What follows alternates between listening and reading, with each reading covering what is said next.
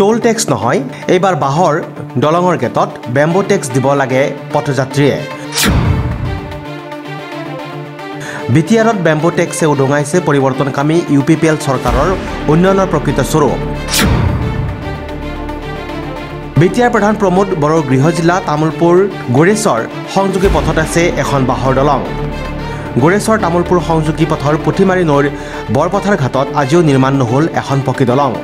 ৰাজ্যৰ চৌদিশে পথ দলং নিৰ্মাণ কৰি থকা চৰকাৰখনৰ বাবে গুৰুত্বপূৰ্ণ নহয় যেন গোৰেশ্বৰ অঞ্চলৰ পথ দলং নিৰ্মাণ কৰা। অঞ্চলটোৰ উন্নয়নৰ বাবে কিমান দায়বদ্ধ আমাৰ জনপ্ৰতিনিধি। মই ওদালগুৰিৰ বিধায়ক, আজিকালি চব নিজৰ বিধায়ক, গতিকে ওদালগুৰিৰ বিধায়কে ইয়াত কি কৰিব পানীৰ এই সমষ্টিত। তথাপিও মই ইয়াৰ মানুহৰ কাৰণে আপোনালোকক সেই জবাবটো দিছোঁ। স্বাধীনতাৰ 7টা দশক অতিক্ৰম কৰাৰ পিছতো এই অসমতে দলং পাৰ হ'লে দিব লাগে 10-20 টকাকৈ। পৰিৱৰ্তন হ'ল চৰকাৰ, কিন্তু পৰিৱৰ্তন নহ'ল ৰাজ্যৰ বাটপথৰ। মৰণ ভান বাহৰ শাকেৰে যাতায়াত অঞ্চলবাসীৰ। গোৰেশ্বৰ টু তামুলপুৰ ৰোডৰ বৰপথাৰ গাঁৱৰ পুঠিমাৰী ব্ৰিজখন আজি কেইবাবছৰ বহুত দিনৰ পৰা এনেকৈ আছে। BPF চৰকাৰ গ'ল, এইবাৰ প্ৰমোদ বড়ো চৰকাৰ আহিল, আজি 2-3 বছৰ হ'বৰ হ'ল।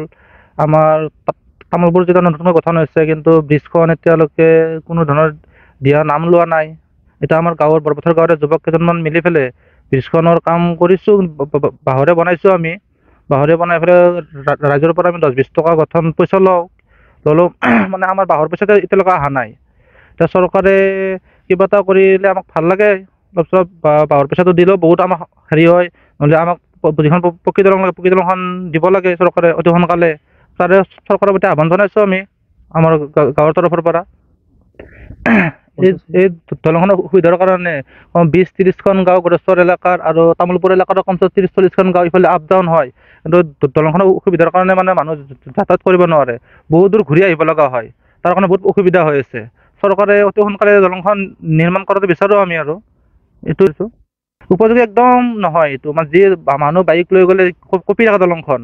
প্ৰত্যেক মানুহ আহিলে যাবৰ কাৰণে ভয় কৰে। দলংখন ইমান দীঘল কমচে কম 200 মিটাৰমান দীঘল হৈছে, বহুত ৰাইজৰ কাৰণে। উপায় নাই, পাৰ নহ'লেও নহয় মানুহবোৰ, নহ'লে বহুত দূৰ ঘূৰিব লাগে। ইফালে গ'লে গোৰেশ্বৰ 15 কিলোমিটাৰ হ'ব তামুলপুৰৰ পৰাই, কিন্তু কেলেংচোৱা গৈ বা বেলেগ চাইডত ঘূৰিলে 40 কিলোমিটাৰমান হৈ যায়। ঘূৰিব বহুত অসুবিধা মানুহবোৰ, ইফালে আহিব লগা হয়। ৰাস্তাবোৰো বহুত বেয়া আমাৰ ইফালৰ। দলংখনৰ মানুহ পাৰ হোৱাৰ পৰাও গাঁৱৰ ল'ৰাকে যিহেতু বনাইছোঁ, নিজৰ পকেটৰ খৰচ কৰি পেলাই বা কিনিছোঁ, চব কাম নিজে কৰিছোঁ, এনেকৈ 10-20 টকা লোৱা হয় চাইকেল বাইকৰ পৰা। প্ৰমোদ বড়ো চৰকাৰে পৰিৱৰ্তন আনিম বুলি কৈছিল, এতিয়া পৰিৱৰ্তন একো দেখা নাই আমি। আজি আমি ইয়াত প্ৰমোদ বড়ো চৰকাৰ 3 বছৰ হ'বৰে হ'ল ইয়াত, এতিয়ালৈকে আমাৰ ইয়াত এদিনো অহা নাই প্ৰমোদ বড়ো। আৰু আমাৰ এইখনৰ দলঙৰ কথা নাম শুনাই নাই এতিয়াও, কোনো মিটিঙতো কোৱা নাই প্ৰমোদ বড়োই দলংখন দিয়াৰ কথা। এতিয়া মানে আৰু দলংখন 2 মাহ থাকিব, 2 মাহত থাকিব পাছত আমাৰ যি 10-20 টকা ৰাজ্যৰ পৰা লওঁ আৰু আমি, সেই পইচাটো আমাৰ দলংখন বাঁহ কিনা আমাৰ কাম কৰা পইচাটো নাহিব। নহ'ব আৰু কেতিয়াবা ইলেকশ্যনৰ আগে নেতাবোৰ আহি পেলাই দলংখন দিম বুলি কয়, কিন্তু ইলেকশ্যন যোৱাৰ পাছত দলঙৰ কোনো নামেই নোলায়। এতিয়া আমাৰ দলংখন আৰু 2 মাহ পাছত বাৰিষা হ'ব, বাৰিষা হ'লে দলংখন গুচি যাব। গুচি যোৱাৰ পাছত আমাৰ ৰাস্তাটো বন্ধ হ'ব, আৰু আমাৰ যিখিনি পইচা খৰচ হৈছে হাতৰ পৰা সেইখিনি পইচা নাহিব আমাৰ। আমি অনুৰোধ কৰিছোঁ আৰু সোনকালে আমাৰ দলংখন বনাই দিয়ে। স্থানীয় কেইজনমান যুৱকৰ প্ৰচেষ্টাত নিৰ্মাণ কৰা বাঁহৰ দলঙেৰে পাৰ হ'লে পথযাত্ৰীয়ে ভৰিব লাগে 10-20 টকাকৈ।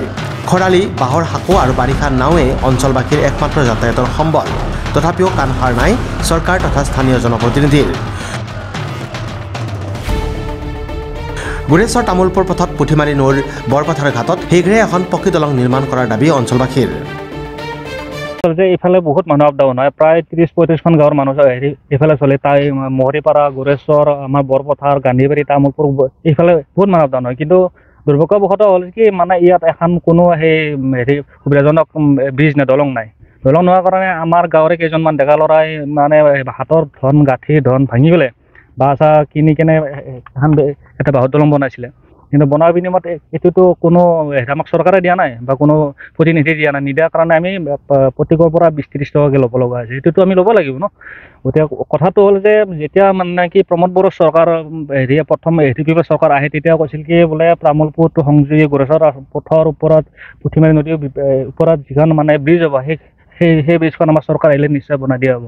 কিন্তু এতিয়াতো হেৰি পিপল চৰকাৰ আজি 3 বছৰ শেষে হৈ গ'ল, এতিয়ালৈকে কোনো ব্ৰিজৰ নামত কোনো জনপ্ৰতিনিধি আমি ইয়াত দেখাই নাপালোঁ।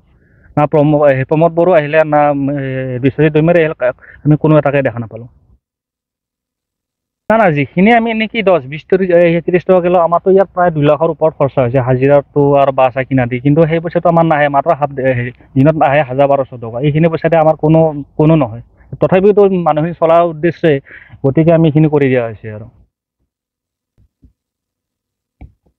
এতিয়াতো আমাৰ আৰু খুব বেছি 2 মাহ বা 3 মাহে থাকিব দলংখন। যেতিয়া বানপানী হ'ব তেতিয়া আমিতো বাহো নাপাম, চবখিনি উটুৱাই লৈ গুচি যাব। ইয়াৰ পিছত কি হ'ব, আকৌ মানে সেই আগতে সেনেকুৱা কথা। যিহেতু বাঁহৰ দলংখন আমাৰ নাথাকে, গতিকে যাতে আমি নতুন অহা বিজেপি চৰকাৰ, ইউপিপি চৰকাৰ, মিত্ৰজোঁটৰ চৰকাৰক এটা অনুৰোধ কৰোঁ, যাতে আমাৰ এই পুঠিমাৰী নদী ব্ৰিজখন অতি সোনকালে অতি শীঘ্ৰে আমাক বনাই দিয়ে। Text report, news express, Assam.